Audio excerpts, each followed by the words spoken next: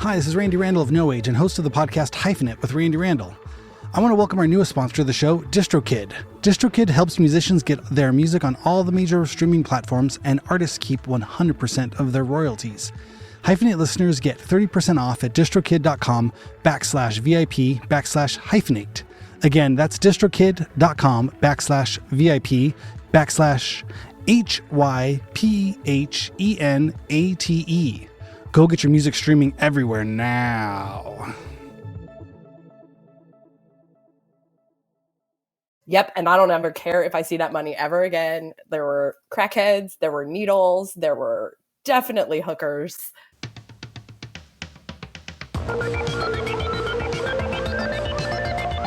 Yes, what is happening? Welcome to Hyphenate with me, your host, Randy Randall. Today is Thursday, June 20th. My baby boy, Wilson Randall, is turning 5 years old today. I cannot believe it. It's his birthday, and man, 5 years flies by. Happy birthday, Wilson. I know you're not listening to this. You only listen to Smartless and Mark Maron, and occasionally some Conan O'Brien Needs a Friend, but I know you never listen to mine. But thank you to everybody who does listen to this. I appreciate you for tuning in and for helping me wish Wilson Moon Randall a very happy 5th birthday on this earth. Today, my guests are two people from a very hilarious, very insightful podcast called Bothering the Band. It was the first podcast that I was ever asked to be on. I guess it was live, like a live podcast. I think I'd done an interview and one or two before, but this was somewhere right in the middle of the pandemic. And I got an email out of nowhere asking if I would want to be on a live podcast. And I remember at that point, it was really one of those things where it was like, oh yeah, I would love to get out of the house and do almost anything. And Ryan and Abby were so nice to invite me out to this weird funky venue in Hollywood. And there was like 20 people on stage. They had invited, all these guests, and I think everybody said yes, and they were surprised and didn't know what to do. We get into it in the interview.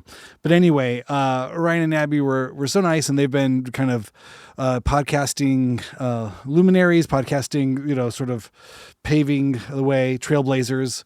And I always appreciate that they took a chance to have me on their podcast. And so once I started this podcast and there was an opportunity to have them on, to interview them, I was stoked. And they have a very special milestone in any podcast's history. Their 200th episode just went up yesterday, and they had a great interview with Frank Turner.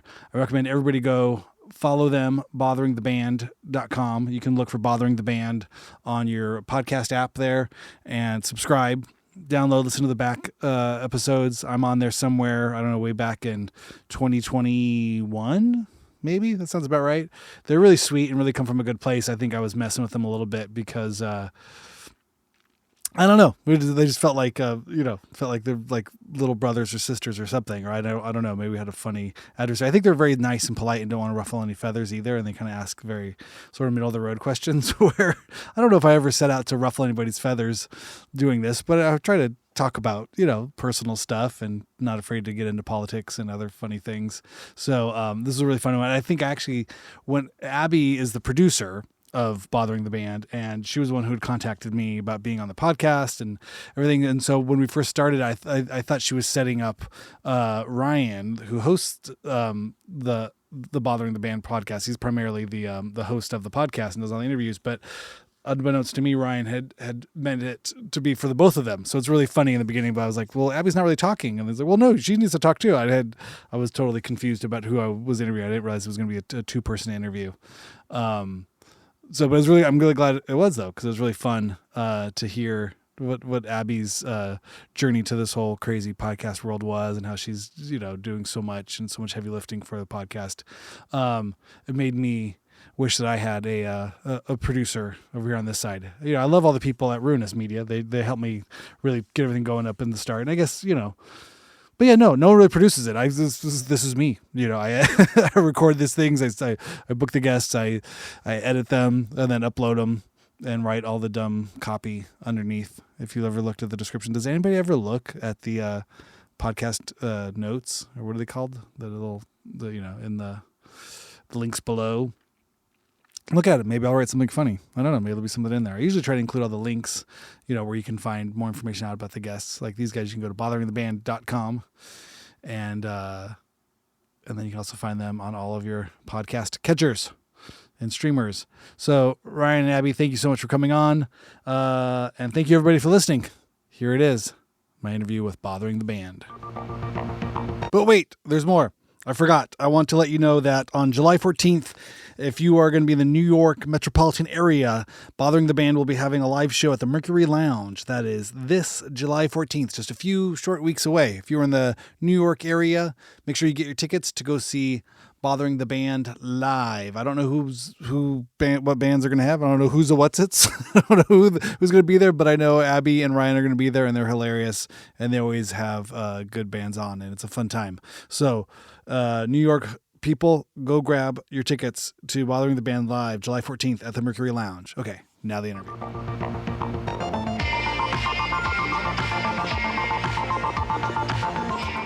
Ryan, what's up? Thanks so much for jumping on the Hyphenate. What's up, man? It's good to be here. Yeah, dude, this is awesome. I feel like this is the full circle. The student has become the master, or the master has become the student. I don't know which way the circle works. I guess both ways. Absolutely. You were the first podcast that I ever did. Oh well, really? Wow, that's wow. Maybe second, but it was the first one live. The live podcast. Anybody who invited me to do a live podcast, I should say. Oh, okay. Yeah. Hey, let me stop you real quick. So we're both gonna do this. What do you mean? Like Abby too. Oh, sorry. Okay, we're both. This is a dual podcast. Okay, I didn't know if Abby was just coming in as producer. I didn't know how we do this. Okay, so let's start all over again. Here, I'm gonna go from the top. Yeah. Okay, good. I'm so sorry that made me nervous, but we're both multi-hyphenates. Let's do it. Okay. And oh, this is great. I love it. Yeah, I wanted to stop you before we got going. Okay, perfect. No, this is good. I didn't know if this was just on your If side. That's okay. Oh, it's perfect. It's great. I love it. I wasn't sure from the setup because Abby was in a very producer, or I know her as a producer role, and I thought she was just setting this up for you. That you were the talent. He's trying to make me do things now too. Perfect. Oh, I love it. Okay, let's go from the top again. Okay. And 3, 2, 1. Ryan, Abby, for Bothering the Band. Thank you so much for coming on Hyphenate. Thank you. What's happening? Oh, it's so good to be here. Yeah, this is like it's come full circle. Now I feel like I'm able to interview you when you interviewed me early on. It was one of my first live podcasts. Yeah, you were on our live pod, and then we had you back as well on a recorded pod. We've befriended you. We've talked Star Wars and skateboarding and fatherhood and tons of music as well. My goodness. Yeah, it was wild. That live podcast was insane. I mean, how many did you have 15 people on stage? Okay. That was our first live podcast too. So tell me about this, please. We had way too many people on that stage. Because honestly, we thought some of you would say no when we asked, and you didn't. And we couldn't tell you no later, and didn't want to be perfectly honest. You didn't want to cut people, yeah. So we've cut it down for the shows after that, but I will tell you that editing that was one of the hardest things I've ever done. How would you even do that? I think you're just lots of luck. It's like herding cats. It was lots of luck and going, oh, I can't cut that out of 4 different people's, because you could hear people right in their mic, but there was a little echo from the mics on either side of them. And I was like, nope, it's just impossible. All staying here because I can't cut. I can't cut all of this. So I'll try, putting noise gates on everybody's things. And you just get every other doesn't work bump and thing. No, you got to take the whole thing. So tell me, how did Bothering the Band start? Where does this journey? How did you guys start this thing? Okay. I'll start this one. So I wrote for a music magazine based out of Nashville called Fusion Press. And they tapped me, and I've been writing professionally for a very long time. So I'm very specific on what I want to do and value and all this stuff. And so I came up with this good idea to interview musicians and ask them really stupid questions. And of course it's fun, at the same time this is happening, Abby and I have been friends since eighth grade, and we were involved in a pandemic poetry Zoom workshop. It sounds made up, but it's true. And as the magazine was folding because of the pandemic, I was like talking about it. I was proud of the thing. And someone on the Zoom was like, you should turn this into a podcast. This is a great idea. And I didn't know how to do that, nor did I want to learn how to do that. And then surprisingly, like a miracle shot out of a cannon, Abby learned how to do that. And so like a good team of role players, she took on that side, and I more, the creative, and now we kind of intermingle. But yeah, legit, it started as this cool idea and morphed all with the help and like backing of her. So, and then no joke, the vibe is, how do one befriend our favorite musicians, and then asking of the dumb questions is a vehicle to get people talking and break down walls. Sure. So that's a very long-winded way of saying there's a young punk rock kid skateboarding, in like 2000, who's listening to No Age in Orlando, Florida. And then when he's making a list of who's going to be on the live show, I was like, we should get No Age. They're in LA. And then also, fun fact, you were the first person we asked and the first person to agree to that show. Oh, amazing. Well, I think the background on me was, I was very interested in podcasts, and with the pandemic, I was listening to a few prior to that, and then the pandemic, I just was like, I have nothing but time at home, and I had two small children, and I kind of went into tour mode where I was like, how do we a small group of people get along in a small space for a long period of time? Like everybody has to you have to kind of have your zones. And so I got a pair of Bluetooth headphones. I was like, I'm going to listen to more podcasts while I'm feeding the baby or while I'm doing the dishes or doing the laundry. It's just, I had to sort of like, I'm here, but I'm also, my brain can be somewhere else, try to keep my brain active while doing a million mundane stay-at-home dad kind of things. And also just trying not to just fret and worry, because every day, then every morning, every hour, the news just felt worse and worse. And so if I could hear a bunch of dumb comedians talking about something dumb, you know what I mean, it was like they're giggling, they're laughing, somehow the world is still spinning, somehow the sun's still shining, even though you just hear it was nothing but terrible news. So I think I sort of disassociated with podcasts, so that when you asked, I was like, podcast, my friend the podcast machine is asking me to be on it. I'll do that. That sounds great. Yeah. I think that's why I jumped at it. And it was also like, is it I'm allowed to leave the house now and I can go do something? Yes, I want to go to there. I want to leave. If you remember, we had one of our guests wear a mask. Oh God, I bet that sounded great, Abby, right? How was the audio on that? That was interesting, but if you'll also remember, she then left early, so it worked out. God. Yeah. Somehow problems like that work themselves out. I mean, we could do a whole episode about that episode and just like the ups and downs of producing a show from the other side of the country, one that you've never done before, and then being like, holy shit. I remember Abby being like, everyone's agreed. What do we do? Get more microphones. Well, I think there was more people on stage than there were in the audience. There were. Which I think I could appreciate. I didn't know how new you were to it. I didn't know this was your first time. I assumed that you had done it a lot, and I was like, I don't know, I'm just going to go into a well-oiled machine. And I quickly got the sense that was not what was happening once it was there.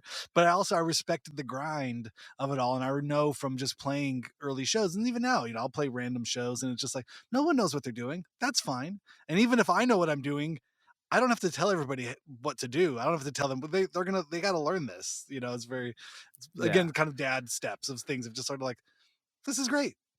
I'm into this. Let's see where the chaos goes. Like at the end of the day, I get to go home. They have to edit this. They have to put it out. Like I appreciated the privilege of my position as a guest on this thing. I was like, this is a wild train wreck, and I'm enjoying not being home. I get to go be in Hollywood and stand around, like just be out of the house.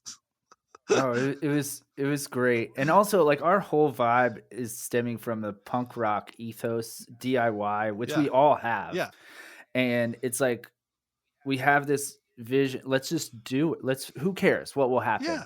It'll be fun, it'll be memorable, and it'll be better, like you said, than sitting on the couch.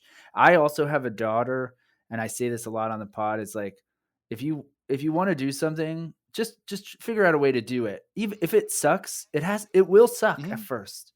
Everything sucks at That's first, part. but That's you not a get better and flaw. you figure it out. That's part of the process. It's not a flaw. It's the thing. That's the way it's supposed to Yeah. go. Yeah.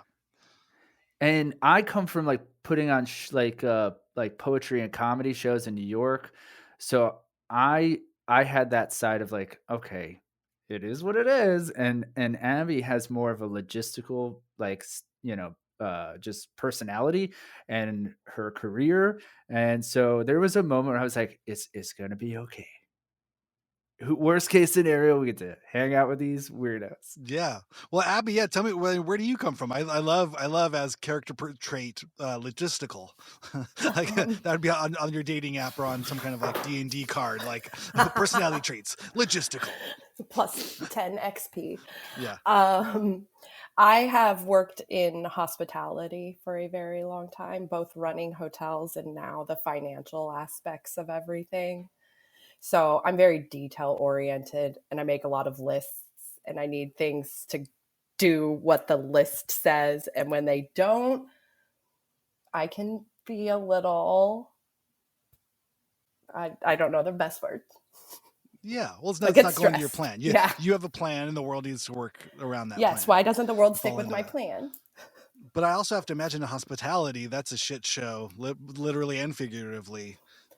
Probably day by day in that kind of world of stuff. Like there's just nothing but unreasonable problems. I mean, that daily. does happen as well, but that's what I kept the assistant manager around for. I'm like, you deal with the messy stuff and I will deal with my nice little list of things I must get done.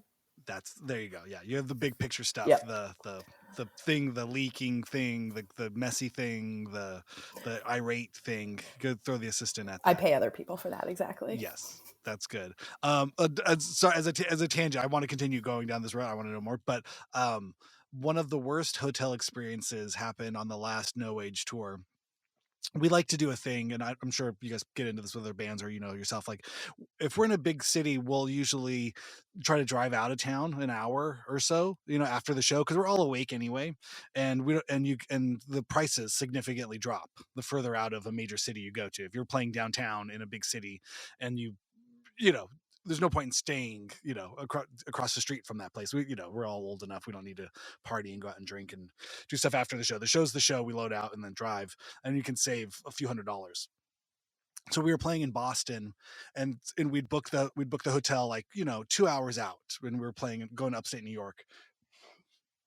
So we're driving through the woods. It's fine. That's all good. But then we get to this small, nice, kind of boutique-y motel sort of thing, boutique style. And there's a big wedding party going on. They took over the bar, but the bar was still open, which is nice. It was probably after 2 a.m. And this is great. Maybe we can hang here, kind of see how it goes. But let's go put our stuff down in the room. And as soon as we get in the room, instantly just hit with the smell of death. It is just like rotting flesh. I'm like, that's not good. And so I go back out and put stuff, I go back out and talk to the front desk person. And again, it's late now. Now we're talking, after 2 a.m. And she was really nice. And I'm like, I think that, there's an odor in the room. And she, she's like, oh, well, on the first floor, we do let people with animals stay. Maybe, we do let dogs and stuff. I'll come in with some deodorizer and I'll, or some air freshener. I was like, I don't think that's going to do it, but come on in, come take a whiff, and we'll go from there. And as soon as she walked in, it was she was just like, oh god, she knew exactly what it was. I guess what happens, it was later in the fall and was just starting to get cold and snow, that this sort of stuff. And she said what happens is sometimes when it first gets cold, a little, rodents and rats, squirrels, chipmunks, whatever, will crawl into the walls for warmth, and some of them don't always make it out. So we were assuming some type of, I'm gonna say it's a rat, died in the walls and was somehow just in there. But unfortunately, because of the wedding, she could not. There was no other rooms. There was nothing else. And now it's now it's like 3 a.m. in the morning, and we gotta we're just all dead on our feet. We're just so tired. So she's like, I can give you half off, or I can do, something for the price, but there's no other rooms, and we wouldn't want to drive anywhere else. So we're just like, well, I guess we're staying here tonight. I remember I just kind of pulled my beanie over my face and just had all my clothes still on. And like the room itself was clean and nice. It just smelled bad. But it's the kind of thing too, if you're in it long enough, it'll like, you just, like anything, you're just, I guess this is just what it smells like. This is fine. And so we all just kind of slept in this room. And it was me and Dean and then our crew, tour manager. And it was gnarly. And then in the morning, I remember I had left and I was like, does it still smell bad? And like, it still does, I think. And then as soon as I left the room and went outside, it was just like, oh, okay, this is normal. And then I walked back in and I just was hit with it again. It's like being walking into a wall or something. And I yelled at the dudes. I was like, get up. We have to fucking leave. We can't be here anymore. And so anyway, that was my bad. Did it stick with you? Like when you left and then smelled Dean later? No, like on the clothes, you mean? Yeah. No. Like the valet episode of Seinfeld? Where, what was that? Where it's something bad? Oh, the bad smell. He left an odor in the car, right? Yeah. No, I don't. Not that we could tell. I mean, honestly, we roughed it out for whatever 6 hours. So I mean, at that point, our noses were so burned out with it anyway. But it's gnarly. But I felt bad because there was nothing she could do. There was nothing we could do. We were really just stuck in one of those places. We weren't going to sleep in the van. It was too cold by that point. Like, and we were lucky. We were all so tired. I think it was that kind of thing where like, eyelids were getting heavy while we were driving. Like, we can't drive anymore. Yeah. Anyway, that room still smells like that to this day. I bet it does. But I knew what that smell was because when I was a kid, we were redoing our roof, my dad and brothers and I, and my brother like fell through the thing, like did the thing, where you like fall through the drywall. And so I had a hole in my ceiling, but we had bigger things to do. We had to get the roof and the shingles. We had to get everything else on. So that hole just was there for a while. And then at some point, again, some kind of animal died in there because I was the only room in the house with a hole in that crawl space. I remember that smell. I was like, I know this smell. You never forget something like that. I also has that love ever happened that. to you, Abby? I love that your dad is using children to fix the roof. First of all, yes, right. It was the 80s. My first takeaway is remember all the shit we used to have to 90s? do for our parents. Oh my God, yes. But yeah, Ryan and I had a bad hotel experience recently, actually, for the same reason. Tell me. We went to Jacksonville to see a band called Illiterate Light. If you don't know them, check them out. They are fantastic. And it was the same thing. The show was out by the beach. The hotels out there cost however much. And I was like, if we backtrack 30 minutes, it's half the price. And then we get there. And when we're checking in, I'm like, this is not the greatest place. But like, I've been in bad places before. Okay. And we get to the room and we're in the room for like 10 minutes getting ready for the show. And we're like, okay, we can do this. It's definitely like a by the hour hotel. And that's a whole other level of yeah. And we were seeing a lot of interesting stuff. And we got in the car to getting our stuff. I was like, how do you feel? And Ryan's like, I don't want to stay there either. And we legit just went back and grabbed our stuff and dipped out and never looked at it again because there were needles in the parking lot. $20. Yep. And I don't ever care if I see that money ever again. There were crackheads, there were needles, there were definitely hookers. Like people live there. Yeah, that's yeah. I remember one place in like Tacoma. Again, like we got out of Seattle and just like drove, down to Tacoma, and these were early days. Like you start to build a picture in your mind. You can do I can do a pretty good Yelp, or like an Apple Maps will be my first sort of impression of a place with restaurants and hotels. But I can specifically hotels. I can get a pretty good read on it. Or kayak, you can start to know the signs. Like I know which ones are going to smell like curry. I know which ones, are like just going to be really sketchy. They have taco. We always called it like a taco sauce on the pillows. Like that's not. I remember because that was what Dean's girlfriend called it. She's like, it looks like someone spilled taco sauce on the pillows. I was like, that's not taco sauce. That's blood. Yeah, that is what blood looks like when it's been dried and laundered many times. Yeah, that was our room. I washed my hands and used the towel. It was dirtier. Oh, it got even worse. I love that. Yeah. Oh no. But that was one of those like kind of like motels, and we were up on a second floor. And as we were walking to our room, there was like doors just open, And we're like, that's weird. There's just doors open. And it's like dark and it's late at night. And there was like, you could just see like the cherry from like someone's cigarette, just like staring out the way. You couldn't see them, but just they're just smoking with the door open at like 2 a.m. in the morning next to a highway in Tacoma by the airport. And like, oh, okay, so this is like gnarly. Like if somebody, like there's the people you're afraid they're going to come break into your room. And then you're afraid, then that guy's just waiting for the people to come break into his room. He was looking for that kind of thing. Murder. You're like, something, right? And then like, oh, it was, yeah. And there was like knife marks in the door, literal like stab things into the door. Yeah. And so I was shocked these places can still be in business. I mean, there is an economy for this level of hospitality. I guess you could, it feels like an insult to that word. It does a little bit. Yeah. It does. But oh my God. Okay, so you come from that world, and what made you think podcasting when Ryan brought it up, or how did you find your way to this? It was honestly pandemic boredom. I had a lot of free time because it was just go to work and then go home after. And what do I do for hours? And so when we were on this poetry thing and someone suggested that, and Ryan's like, you should look into this. I was like, that's never going to happen. But I talked to another gal from the poetry who used to have a podcast, and she was like, it's actually really easy. And she ran me through it. And I was like, okay, I can do that. The hardest part, I would say, was learning the editing, because that's just not, thank God for GarageBand. Wow. Okay, so you edit on GarageBand. I was going to ask what you're into. Yep. See, that for me, it was funny because when pandemic was starting, and specifically when live music went away, that had been primarily my main source of income for over a decade up to that point. And once I understood, like, oh, there's I'm not going to be making any money like now, and maybe not ever. I don't know. It depended. Like it was that thing. We had a record come out in June of 2020 because we were just like, March is shut down. Well, by June it'll be back. We'll be fine by June, right? And then it was like, well, July, August, October, no, the whole year. Like it was like, we just didn't want to. We couldn't. It was unfathomable, especially for somebody like us, where it was like our whole livelihood was based around putting out records and touring and being in live settings and traveling. And so it was just like, it was inconceivable that this could really just all go away. It was like, we've been doing this for so long. I've never heard of this kind of thing. Like there's ups and downs, but like they're not just going to close airports. They're not going to close venues, bars. Like when do you close a bar? Like, oh God. So that was really shocking. So, but I thought but I know Pro Tools and I know audio recording and producing very well. And I was like, maybe I even applied for a few things like in that pandemic, because like I could work from home.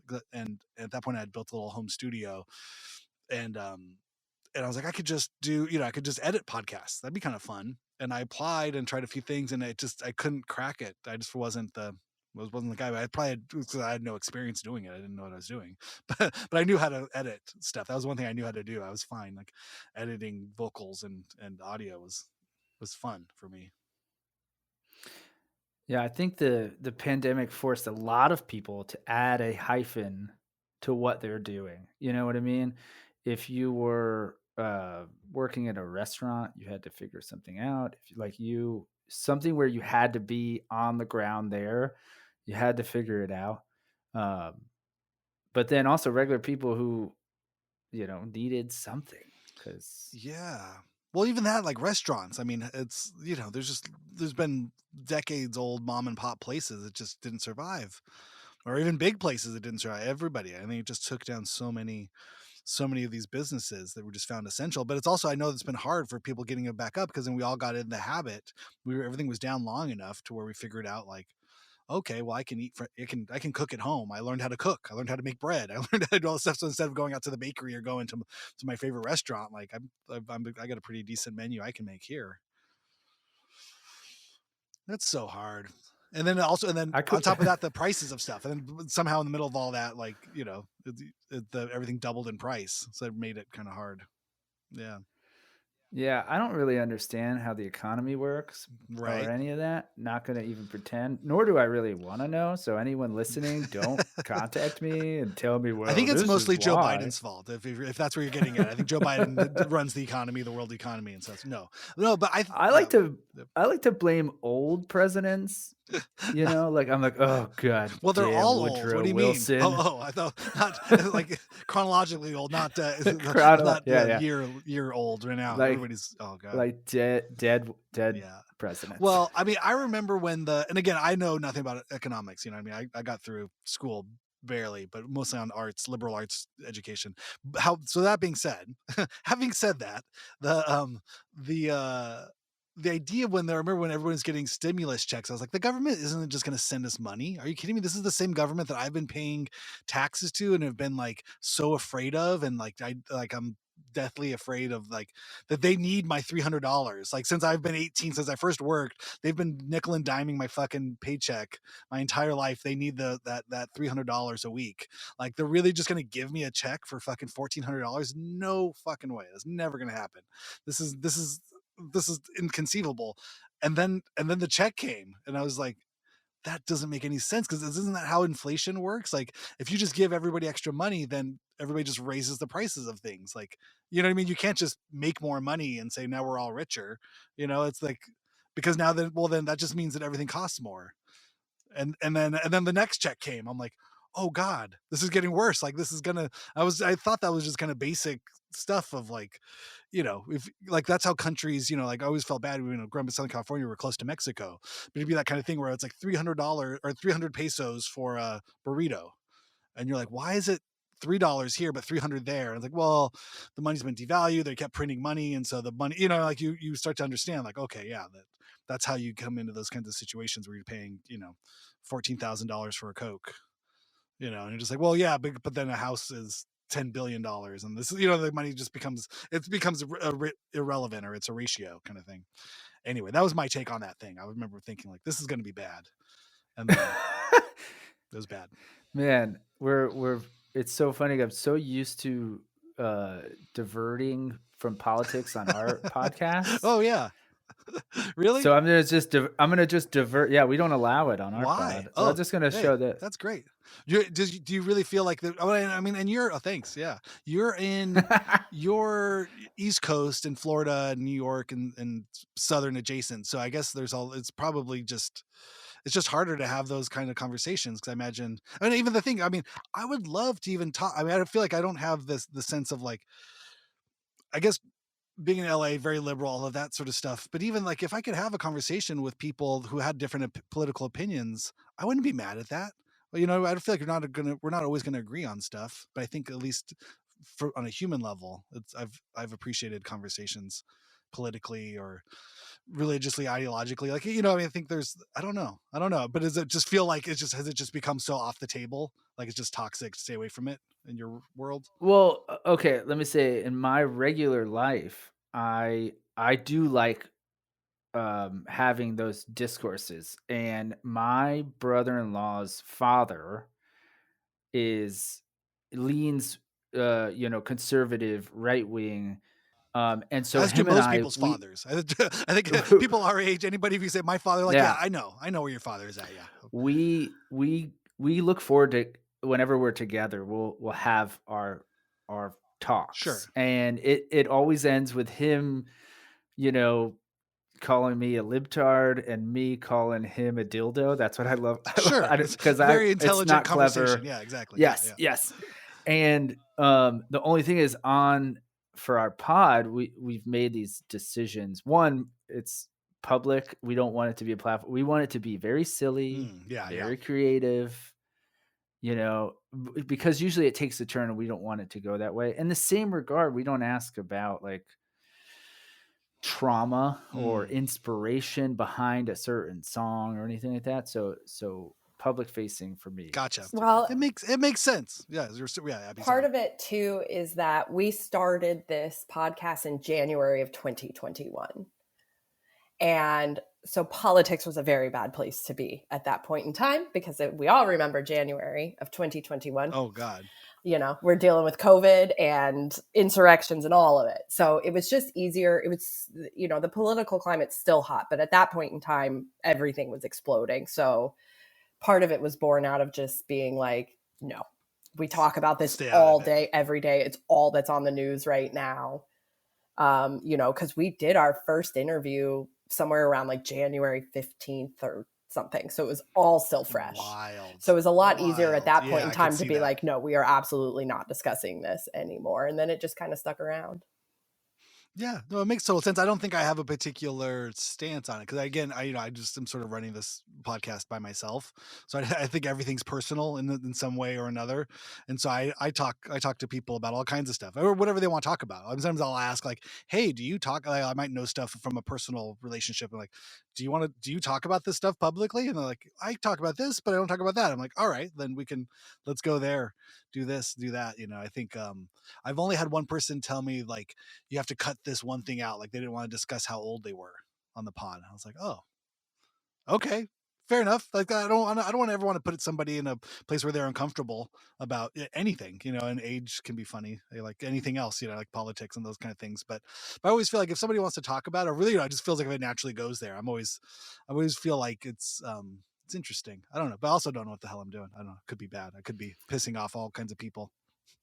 Yeah, I was gonna say If I'm lucky, I don't know enough. if I'm lucky, I'm pissing off a lot of people because that means I'm like the Howard Stern thing. The people that hate you listen 10 times longer than the people that like you. Yep. So we'll see. Sorry, Yeah. say again, right? No, I was just saying I don't know enough, but that is a conscious decision. You're like 10 years ago, I was like, I'm out. I'm fucking out. My world is small. My world is hyper focused on creativity, work, and being a dad, and like that's it. I can't solve what's happening elsewhere, and so it's just stressful. So I'm like, I'm out. And like we said with the public facing, all I need is me to say something like a complete utter joke, and then someone be like, "Well, this guy hates Jews" or something. No. Like, Self-hating Yeah, Jew. I can't do it. Oh, we just said that. Yeah, we're gonna just isolate that and play that on loop. That'll be the beginning of the episode. No, I think it's one of those things where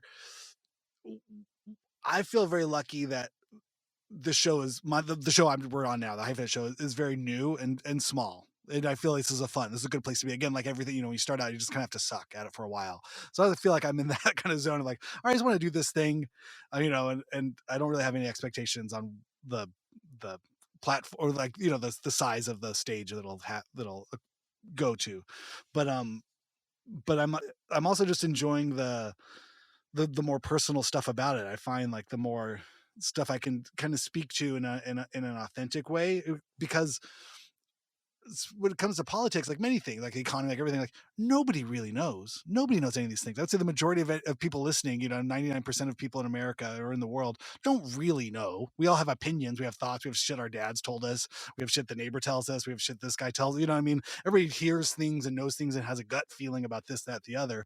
But at the end of the day, unless you're an economist, you're, in a weird, rarefied academic era of people that study things, then they can speak with authority. But I feel like in the social media world, it's like everybody has this feeling, everybody thinks they speak with authority, or everyone like, well, I just read this guy, he must know what he's doing. It's like, I think it's important to remember nobody knows fucking anything. Just because you're on a podcast, just because you have a TV show, just because you have an Instagram, just because you show pictures of your workout ass on the internet doesn't mean that you're going to know how to like, solve how to raise your kids or what kind of food you should eat or what sort of, I mean? I think we have to still have that critical part of our brain turned on when like, oh yeah, I like this person's music. However, I may not agree with him politically, and I can hold that cognitive dissonance in place. Like, what I mean? Maybe I like this person, like Michael Jackson is a legendary musician. He probably molested children. His music is on at the grocery store.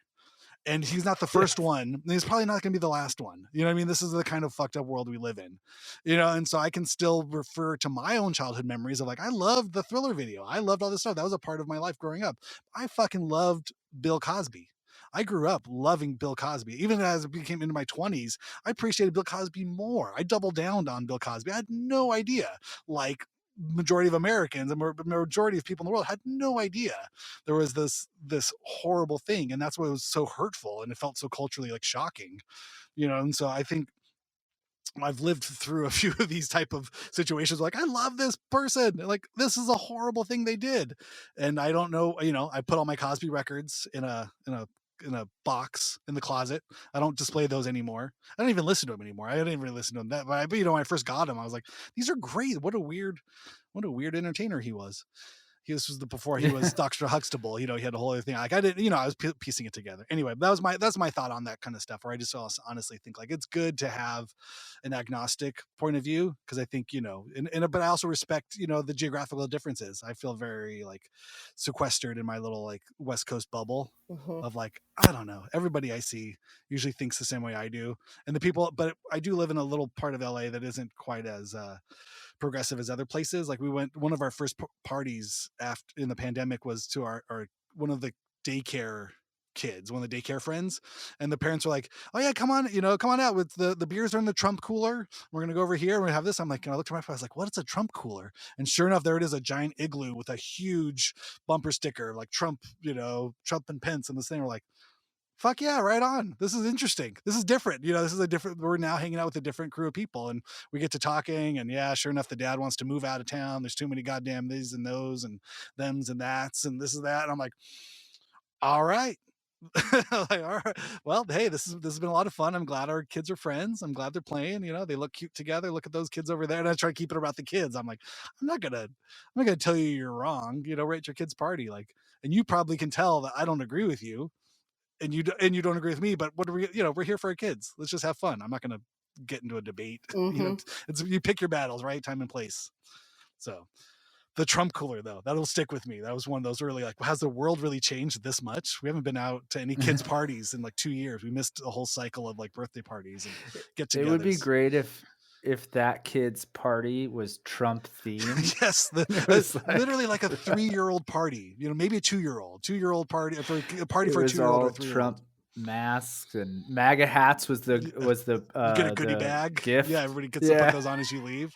But that I love like Larry David. He brought up Seinfeld and stuff there too. That episode too where he wears the MAGA hat and so everyone will leave him alone. No one wants to talk to him. So good. I love it. Such a great comment on just again it's that thing of like it's too hot. You can't touch it. You can't. It's like well you can still make jokes about this stuff, but you have to make it personal. That was more of a joke about him. I think that's what's always so fun about that kind of stuff is where it's like he's really more making fun of himself. And how in his small weird, crew. Somebody was telling me like the last season or this last episode or last season of like thing. It was like, oh, it's so elitist and it's so this. And I was like, the show's always been that. It's about the stupidity and the mundane, materialistic, greedy, just most dumb basic thing of 4 square blocks of like Brentwood. Yep. You know what I mean? Like the where they film this thing is in but but anyway, yeah. But I disagree. I think that is in everyone totally on earth. The self-centered, I'm the star of the show. That's why it's funny. I like this. I don't like this. And if you I don't think I've identified with the character more than Larry David. He's right. Every time we watch a new episode, like we'll talk a few days later and I'm like, oh, you were on TV again. Sunday night. Oh my God. There you were. Or like he won't have seen it yet. And I'm like, this one is 100% you. This is like everything in this. Like you said those words to me last week. So at least it's like something we all think, but we don't do. Larry does it. Sure. And there's only been a few times where, and it's mostly because I identify with the joke and then he goes too long. Oh yeah. And I'm like, pull it back. Pull it back. I'll start looking at my phone sometimes, just like, okay, I'm squirming. I'm trying to like crawl away from the. At screen. Some point, I'm like, I gotta mute this for a second. But it's too much. Yeah, the floor fucker thing with Bruce Springsteen. He had a whole thing. We had Bruce fucking Springsteen on just to talk about how he fucked a girl on the floor, then she later became a man. This trans. So he doubled and tripled down on so many messages on like one thing. And like, why would you waste your Bruce Springsteen thing just to make a weird trans joke? But it was also very like hyper like accepting. He went beyond like, oh yeah, being trans is cool. It's like, oh no, we hooked up. He like tripled down on this whole thing of like, I'm pro trans, and you know what? Here's Bruce Springsteen too. Fuck you. Like it's great. Yeah. What can I get Bruce the weirdest shit Bruce to say as well? You floor fucker. He's a floor fucker, and you gave me COVID. Can you imagine? Yeah. Oh. Pretty sure that was my water. Brilliant. Yeah. Oh, I couldn't believe it. Yeah, it was fun. But again, I think he had to go out on top. I think it was definitely a mic drop sort of thing. And then he fixed the ending. He fixed the ending. So the whole it was great. Listen, people, spoiler alerts at this point. Leading up, like we probably got 3 or 4 episodes in, and I told Ryan, I was like, I already know where this is going right now. Oh, and how funny. Oh, I didn't pick up on I it. did. I was like, I already see what's happening. And I asked him, I was like, do you think they're going to do it? And he was like, I don't know. And I was like, it could be kind of disappointing because obviously we all have already had that feeling. Sure. And so he saw the last episode before I did. And I was like, all right, like, I don't think I can watch it because it is what I think it is, isn't it? And he was like, you have to watch it because he fixes it. It was exactly what he said. And I was like, okay, fine. Because I got like 8 minutes into it and then they started calling witnesses. And I was like, I've been here. I've already been here. Don't do this to me. But yeah, I do think they fixed it. You know, I love it. So having Jerry there, just it was the icing on the cake. Like chef's kiss for that. It made me so happy. Yeah. Yeah. Yeah. This is how we should have ended it. This is it. Yeah. Well, we're ending it now. Like it worked. It totally worked. Okay. So bothering the band. And then, and I wanted to ask also, you don't play music, right? Either of you are not, you're fans of music though. This is the conceit behind this. Yep. Got it. This is what we do because we can't play music. So we bother all you people who can. Got it. Love music. My first love is music. I think I'm a writer because I never learned to play the guitar. I grew up very poor. Mm-hmm. And it was like, if I had asked, oh, I want to learn the guitar, that would have been like, I want to own a fucking Lamborghini. My mom would have been like, what are you, insane? But I always like just, and you know, Abby can speak to her own story, but I had, it was music from the earliest memories. And I don't know, we've all probably met people who are like casually into music. I just, it connected. It's everything. Same for me. What were some, what were some of those bands early on that kind of blew your mind? Well, I mean, like every kid, you go through these like waves. Like you have your kid music, and then you start developing your own. Again, I grew up in like the ghetto, and so it was a lot of hip hop until like 13. Well, probably like 12 years old. Punk rock just exploded for me. Yeah. And you know, Operation. It was around the time as well of like. Going to a new school and meeting people who with the same sensibilities, and then also like punk rock was coming back. You had Rancid on the radio and Green Day on the radio when I was 13, and you know, call it what you will, like if that's like mainstream punk rock or whatever. It just, I think every teen has energy, whether that's anger or happiness. They have this energy they got to get out, so it has to be like dope hip hop. It has to be loud punk rock. Mm-hmm. You know, I wasn't listening to like Bon Iver at 13 and being like all mellowed out and shit. I was gone.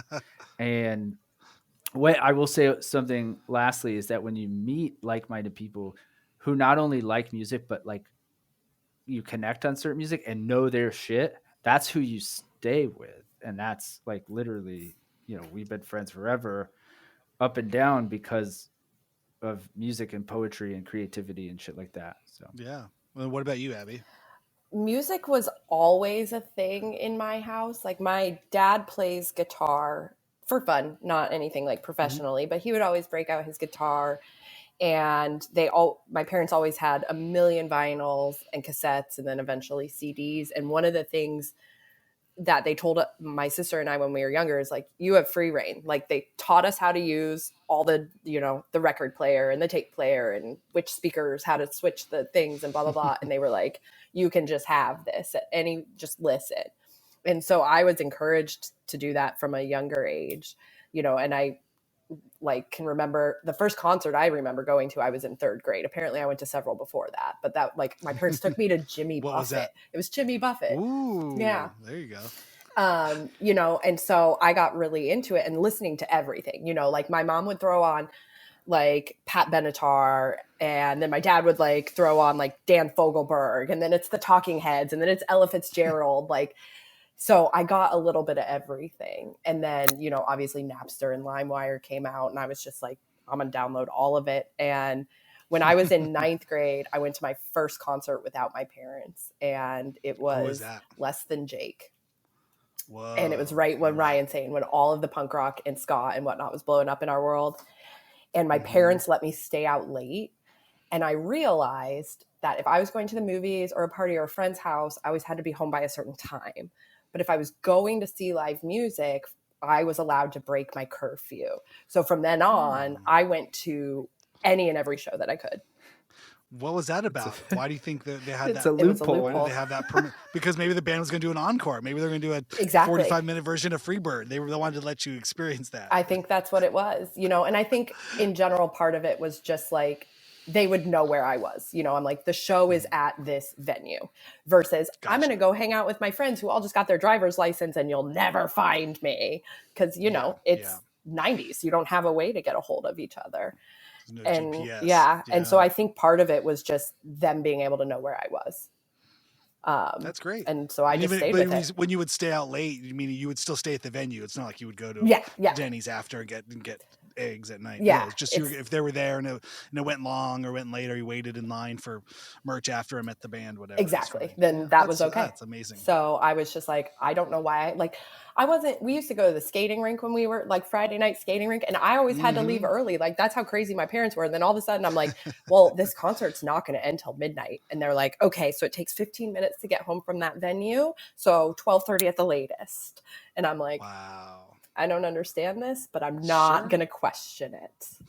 And so I never did. That is such an interesting kind of like passive way to sort of guide your children's interests. Like, we'll give you what you want, but only if you're doing activities that we find culturally appropriate.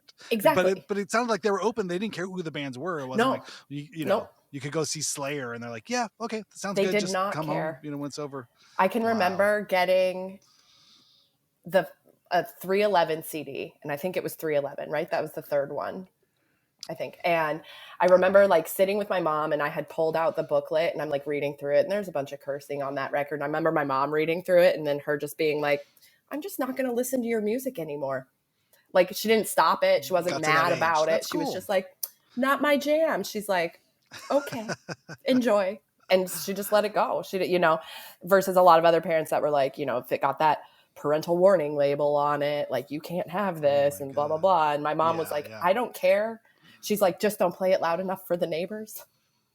That's so funny. My mom only made me return one CD, and it was Beck Odelay, because it had the "I'm a loser, baby, why don't you kill me?" or "Why don't I?" or something, right? It was like, and she heard that and she's like, "This is terrible." Yeah, and she made me return it and got mad at my dad for buying it for me. And then fast forward 2 years, and he's where it's at with the turntables and the microphone. She's like, I just love this Beck guy. I was like, Mom, that's the guy. That's the one. You made such a big deal. You embarrassed me. I had to go back to Sam Goody at the mall and get the whatever $12 back for that fucking CD. And she's like, no, not that guy. This guy's good. He's where it's at. He's funky fresh and all that. I'm like, oh, fucking Mom, Jesus Christ. I also love that. You know what I mean? But again, like, yeah, what a chameleon he was in his life. He figured out how to become mom rock from, you know. I mean, that loser became popular by accident. He wasn't repped by anybody. It was like he just gave somebody a tape, and then all of a sudden it was on the radio, and they're like, here's your song. That was the time, those things could happen. God. Such a cool time. So about Loser, that was, I always knew I wanted to do something creative, but I didn't have much of an influence on the practical side of it. And I remember that song, looking at the lyrics of that song and be like, this is bananas. I don't know what any of this means, but I want to make it mean something for me. And like trying to connect the dots in that song at, 12 years old, I was like, this is some serious data. Now looking back, I'm like, it's poetry. Thing. It was just rhyming schemes that had no like meaningless. There was like noise versions of like, words. Such a weird one. Yeah. Oh yeah. No, I loved all of that when I was a kid. So it sounds like it's a very eclectic taste in music. Do you have, where does the snob vein run for you, as you know what I mean? Because I understand you're a new podcast, you've been going for a while. You can't really turn down guests, and I'm sure you're happy to have all the guests you can have. Are there, I'm just, from my own mind, I have had to come to peace with, I am an opinionated, judgmental motherfucker when it comes to art and music and film and stuff. One of it, I don't have a lot of time now at this age. I can use as justification. I'm a cranky old man, and I just don't have time to listen to bullshit or watch dumb bullshit. But from a very young age, I was very opinionated, and I knew like what I liked and what I didn't like, and if I didn't like it, it was shit and I would say horrible, terrible things about this music.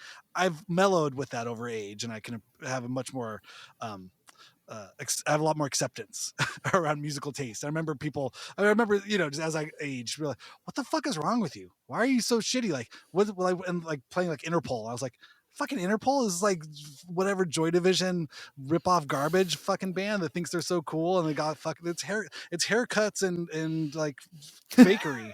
Like, I don't know. That was my thing. And they're like, really? Like, and I remember the guy's face just was like, like, I just like told him his dog was fucking ugly or something, or his child would look horrible. But I'm like, but what, really? You give a fuck about Interpol? Like, to me, it just felt like such fake, contrived music. And so I would say this kind of stuff all the time, assuming everybody just agreed with me. Like, I even think, White Stripes are kind of I remember just thought that was bullshit, like Led Zeppelin ripoff band. You know what I mean? The guy could sing a falsetto and wrote dumb fucking blues rips. So, but stuff like that. Like, I just always felt this way, and I didn't know I had to keep it quiet. As I got older, I had to silence myself, or not so much silence myself as I just had to appreciate, like, this is my opinion. And, IMO, like in the online parlance, like, in my opinion, there's all the things I think. Not saying everybody has to agree with them. Again, like politics or anything, I could be like, this is where I come from. These are my 2 cents. And then as I played music, and I realized, like, oh, you can't be a dick to people all the time. You kind of just have to sometimes just lie and go, hey, you guys sounded great. Yep. Can I borrow your amp? Whatever, I don't know. You have to just figure out. Nobody really needs to hear you just because you have an opinion, right? The opinions are like assholes. Everybody has one. No one wants to see them, And so it's like this thing is like, okay, it's there. So I've tempered it, and I can have appreciation. However, your podcast is a wide thing. Like, what are your lines? What will you not? Is there a line, or what do you think about all that? I don't think there's a line. Oh wait, okay, what is it? I think there is a line, and it's usually retroactive. Okay. So as we said, we actively steer clear of politics. However, there has been a few guests that after the fact you're like, oh, that person sucks. After talking to him, a bag of shit. You're right. And I don't want to name names. Sure. Abby knows exactly who I'm talking about. I want to hear it after there. Yeah. I'll tell you after. But it was just so.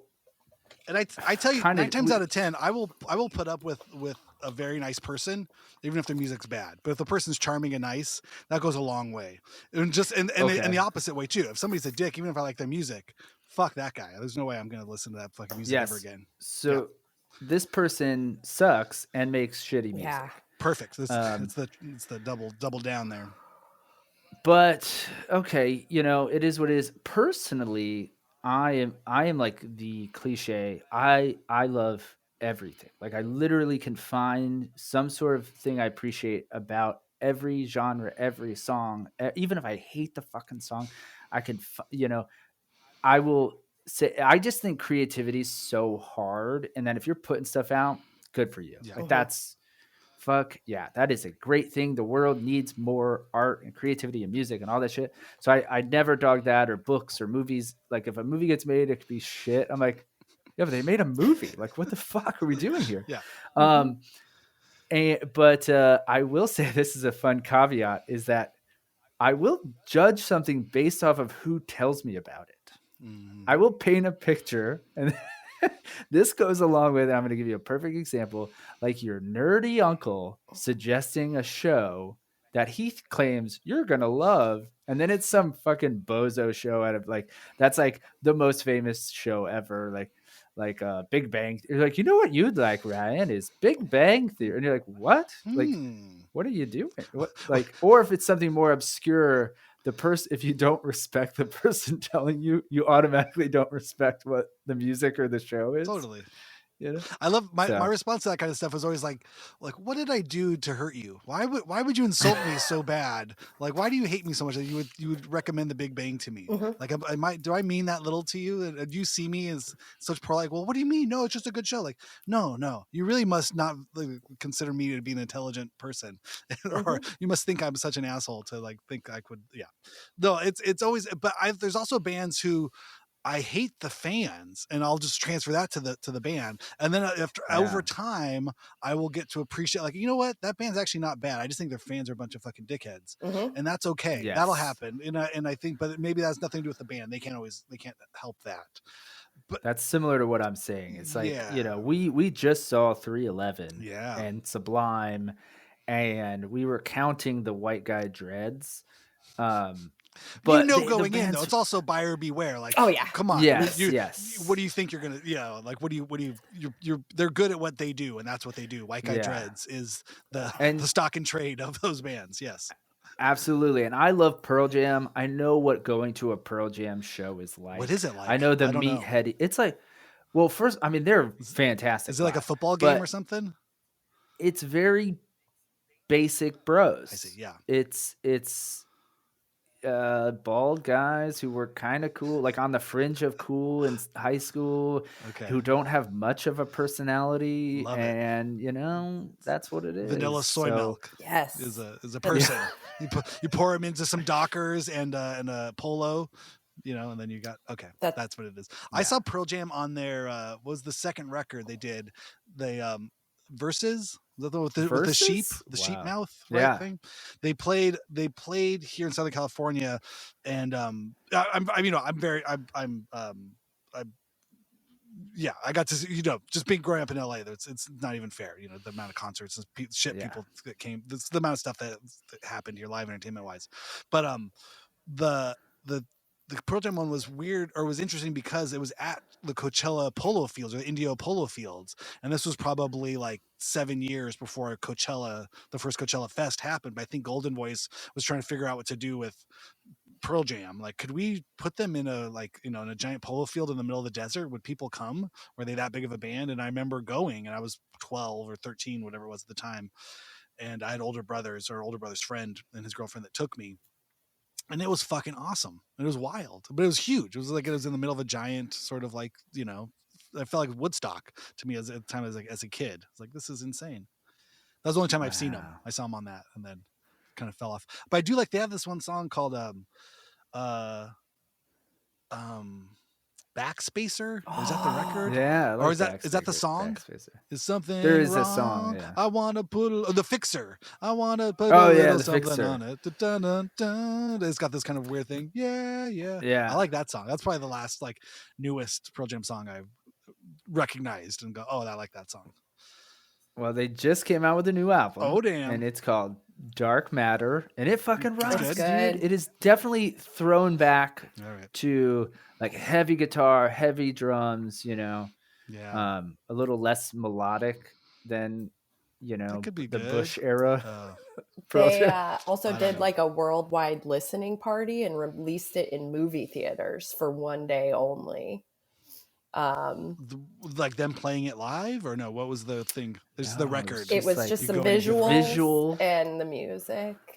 Was it good? Did you see I it? didn't see it, but I was told it was good. But again, that's by one of those I know a few people who are in the 10 Club, and they're the most basic. What is that? That's like the super fan club for Pearl Jam. God. You're the top of the top elite kind of fan in the 10 Club. Funny. And then I bought that third record, the weird one. It was about phrenology or something, or weird, turn of the century. Vitology. Yes, phrenology is the roots. I had that on the I had it on vinyl, and I remember it was like a giant booklet with all this weird shit in it. It looked like Arkham Asylum, like Joker, Batman kind of shit. I was just like, what the fuck is all this? And then I was like, the record was fine, and then I sold it. Or I don't even know if I sold it. I might have just given it away or thrown it away or something. Oh, it's worth money now. Really dig it. But then I remember looking at somebody who was like, wait, you had that on vinyl? Yeah. The first pressing of the thing? I'm like, I don't know. I was a kid. I was I was a Nirvana fan. I was a 12-year-old boy in Southern California in the 90s. I guess I loved all of this shit.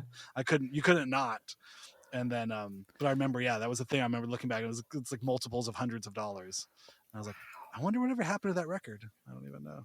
Yeah. That's a weird one, but it's funny with that kind of stuff though too. Like I said, I've been very spoiled. Spoiled was the word I was looking for earlier, but very spoiled with live music, and I have to appreciate that. We were too.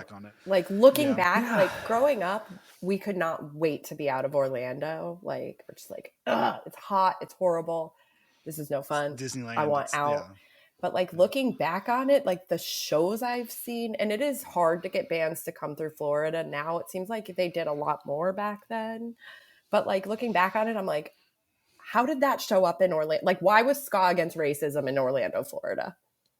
Why did that come to the Social or wherever it was? Great. Like, yeah, I remember all that back stuff. booth or wherever you went. Yeah, it was at Firehouse, which was a gay club / music venue. Yeah, that's why they were there. It was at Firehouse, and I remember it was like Toasters and Pie Tasters and Mustard Plug and all these like third wave ska like bands. And you're like, again, like Abby said, we went to so many of these punk ska shows that now looking back, I'm like, holy, we were in a scene. Yeah. We just didn't know it because all we wanted was out. Right. Yeah. But you were with a bunch of other people who just wanted out. Yep. And that becomes a scene. That's how it works. Disaffected youth, all of the same place. That's what we were. Who is the white whale? Who is the guest? I mean, obviously there's like Paul McCartney's, there's, these kinds of things, but is there one that you can, are you public about this one person or this one band that you would love to have on? I have one. Do you know him? Can you get him for me? I don't know. I want Adam Duritz. Oh my God. Counting Crows? I want Adam Duritz. I love that Grateful Dead. The Grateful Dead cover they did on Howard Stern. Yes. Friend of the Devil. Yes. It's on. Beautiful. I think they put that one on their greatest hits too. Wow. What? We're fact. So we're very close, and I feel like the people we're reaching out to aren't really passing the message along. They're just note we have to 100% you, Sean success Barna. rate. What? Yeah, but he does not feel. This feels very achievable. This feels like a very achievable goal. Like, I thought you're going to go with Dave Grohl or something. Well, and I mean, we are Adam Duritz. But even Dave Grohl, we're 1 degree from Adam Duritz. He would do it. We are I went to see the Counting Crows in Boston several years ago, and Sean Barna opened for them. If you don't know him, look him up. He's great too. And I sent him to Ryan, and I was like, "Listen to this man.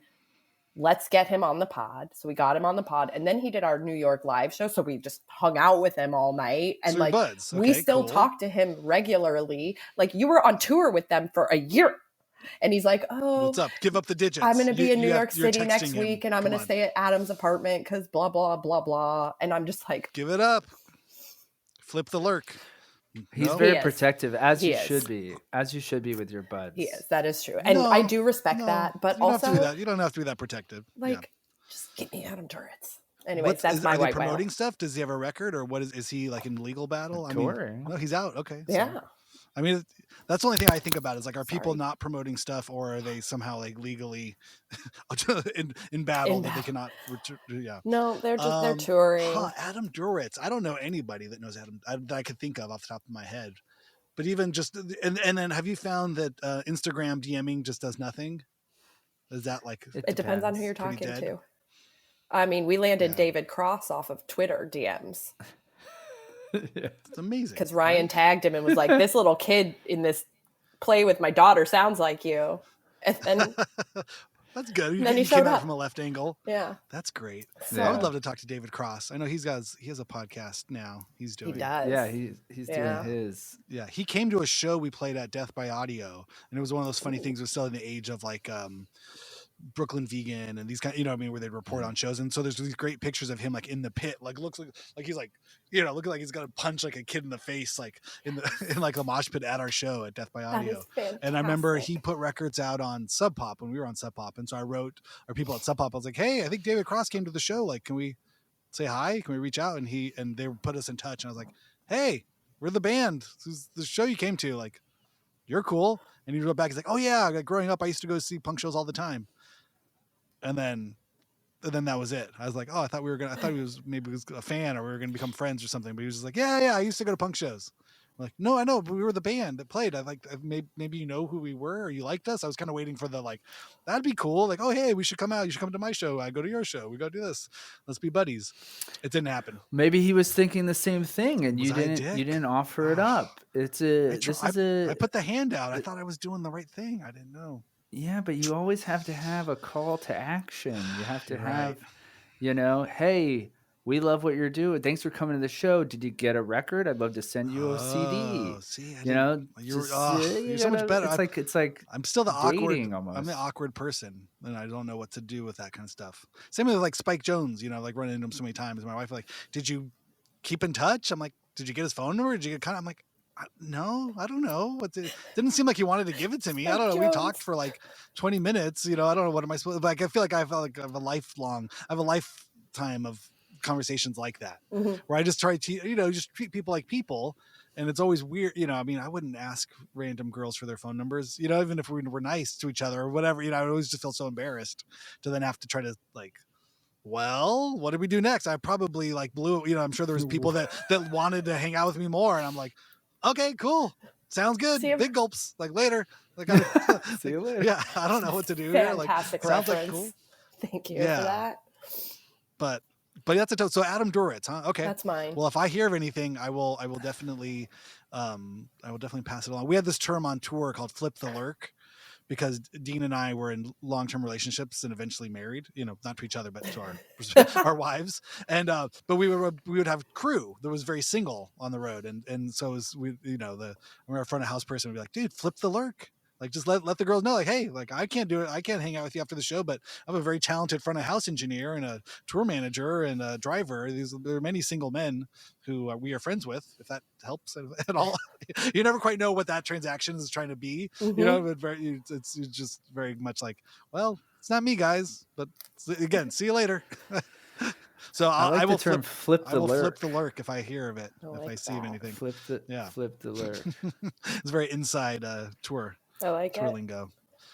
Well, we've done it. We've gone for an hour.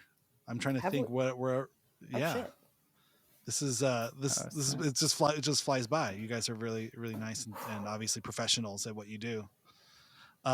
Thanks, man. We could keep going. We'll have to come back and hang again. We'll definitely flip the lurk. We barely just got started. Yeah, I know. I want David Cross on my podcast. I was saying you should get Jesse Michaels. You almost mentioned Op Ivy earlier when you were talking about. So do you know Jesse? He's out there personally. Okay. I mean, I wish I knew him. He's out there in the world. He does stuff, right? I mean, he's very active on the Instagrams and stuff. I've met him. But he is like a weirdo artist. I will say this: I have an Op Ivy tattoo. God. You should reach out. Just send him that on Instagram and tell him you have a podcast. I bet you'd be able to do it. All right. He's very nice. I don't think we've done that. Okay.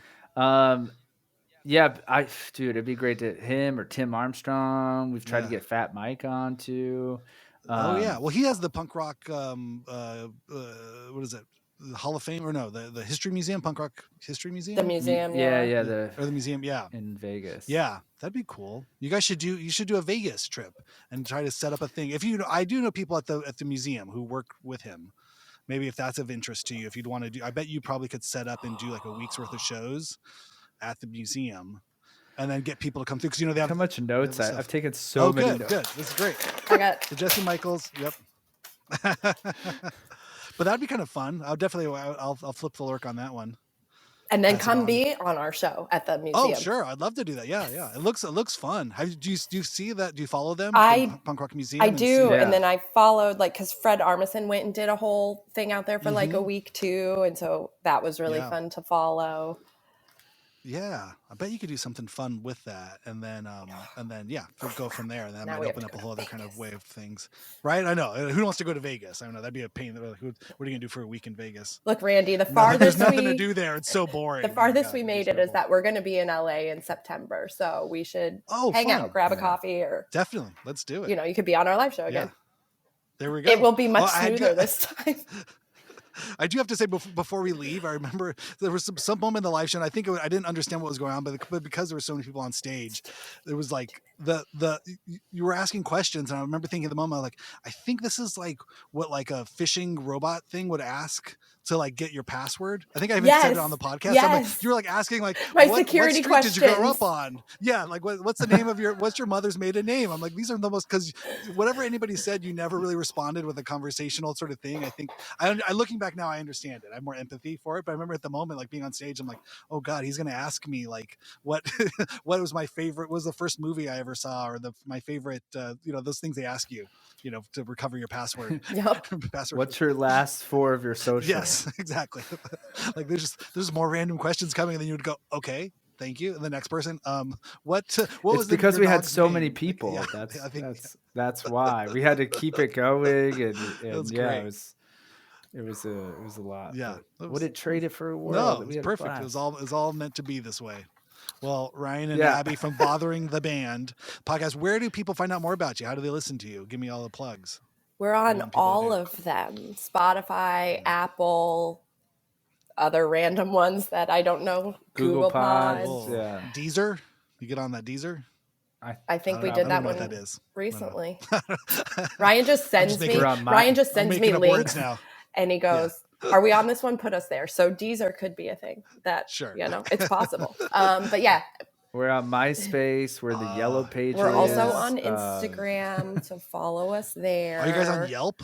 We are. Mhm. Sorry, I'm interrupting your 2-star interrupting your reviews plugs. mostly on Yelp. Yelp. Dean and I started. But they're all food related. So it's like, hey, I listened to this podcast and I got no milkshakes. Yeah. What the fuck? Yeah, terrible service. 0 out of 10. Worst bathroom ever. Yep.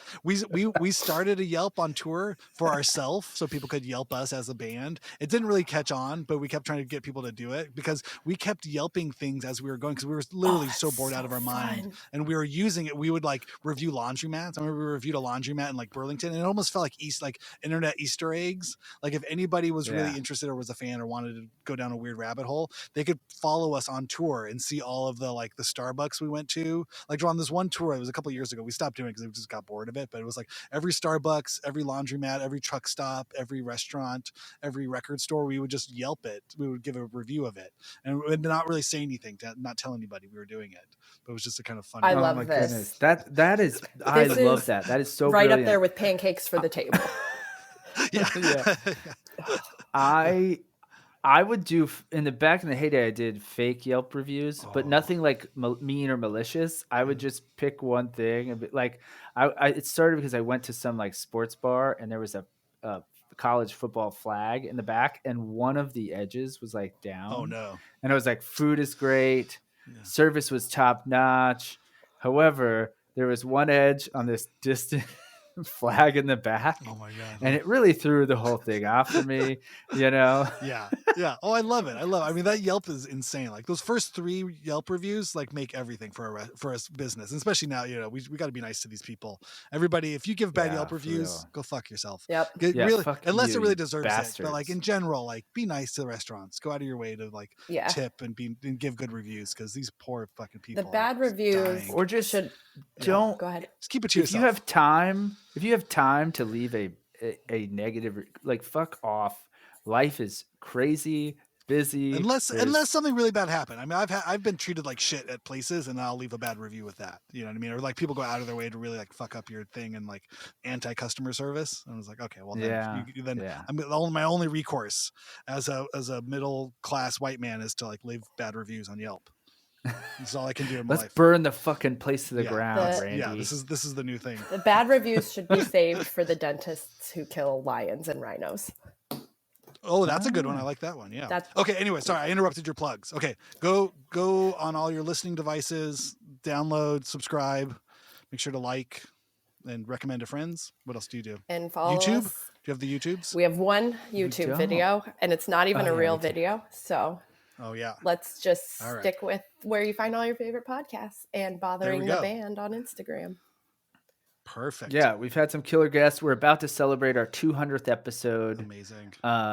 So we're over the hump now, and we have really also dialed in. You had mentioned like being snobby about who we take on the podcast.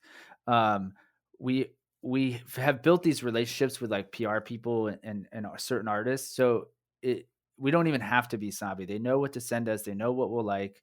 And most of the time, these creative people are so cool and want to talk about different shit. So 200 episodes. Amazing. Got a big one coming up. That's huge. All right. And if anybody out there that's hearing this right now knows Adam Duritz or a way to get to Adam Duritz, please go find at Bothering the Band. Is that what it is on Instagram? How do they get a hold of you? Yep. At Bothering the Band on Instagram, and send them a DM and say, hey, I know a guy. I have a way to do this. We're sending the Hyphenate army of of the Hollywood elite, of only the coolest of cool people that listen to this podcast. And if you're listening to this podcast right now, obviously you're super cool. Obviously you know Adam Derowitz. So go ahead and flip the lurk. Let these people at Ryan and Abby enjoy his former dreadlocked experience. White boy dreads. Give the full run. Yeah. Awesome. Well, Ryan and Abby, thank you so much. And I will see you down the road. Thank you, Randy. Well, there you go. Aren't those just two of the nicest people you've ever heard talk on a podcast ever?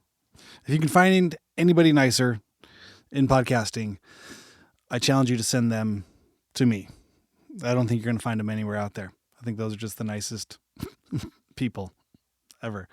Ryan and Abby, thank you so much for being on the show. Congratulations on your 200th episode out yesterday. Everybody go find them, Bothering the Band, botheringtheband.com, and to go see them live in New York City, July 14th, Mercury Lounge. Tickets are available on botheringtheband.com. Go check them out. Super sweet people asking super random questions to a wide-ranging, very hyphenated group of musicians out there. It's a good way to pass the time. Highly recommend it. All right. See you on Monday. Have a good weekend.